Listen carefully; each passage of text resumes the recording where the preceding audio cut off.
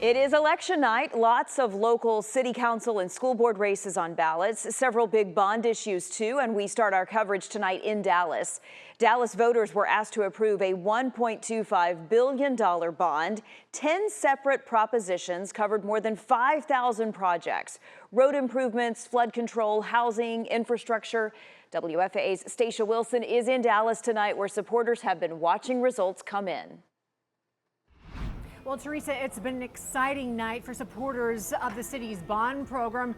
From the numbers we've received so far, all 10 propositions have passed. Of course, we are still waiting for those final numbers. Now, just a short time ago, I spoke with Mayor Eric Johnson. He said that the primary focus of this entire initiative is the 3 Ps: police, potholes, and parks.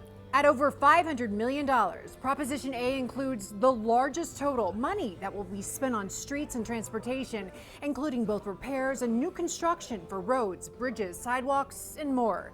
Proposition B comes in second at almost $350 million.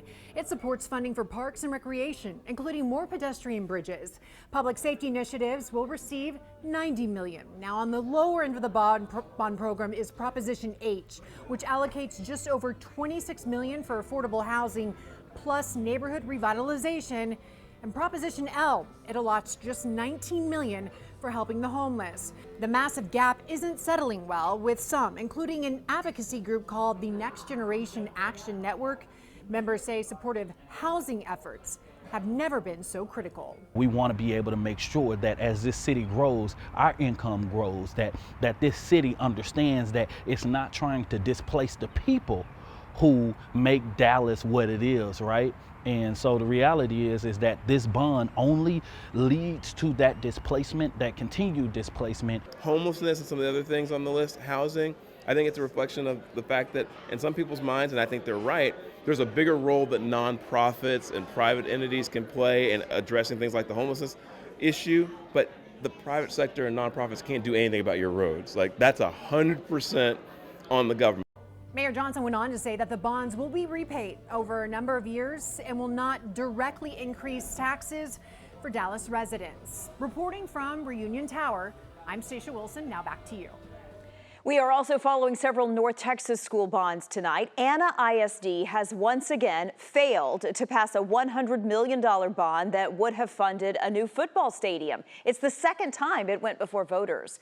A few school bonds that are passing tonight: Louisville ISD voters are backing more than $16 million in repairs and renovations. Grapevine Colleyville ISD voters are leaning towards $134 million for safety and security upgrades.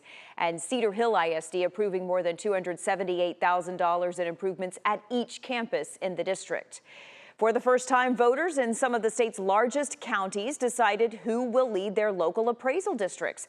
The boards overseeing central appraisal districts have always been appointed, but a new state law requires 3 members to now be elected.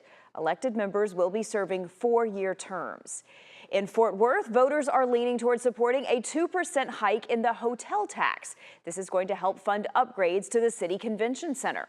According to the Fort Worth Star-Telegram, the city expects the increase to create $10 million in extra revenue. It was relatively smooth sailing at the polls today. Some in Tarrant County did have to wait a while to cast their ballot. Staff at the Pat May Center in Bedford reported multiple machines malfunctioned this afternoon. That meant that voters had to wait up to 45 minutes, but that didn't bother this couple. This is something that we can do as citizens of Bedford to make our city better. Absolutely. Civic duty. We live here, we're going to vote. The voting machines were repaired before voting hours ended. There are many more races that we are covering for you tonight on WFAA.com. If you want to dive deeper, a link to election results is front and center on our homepage.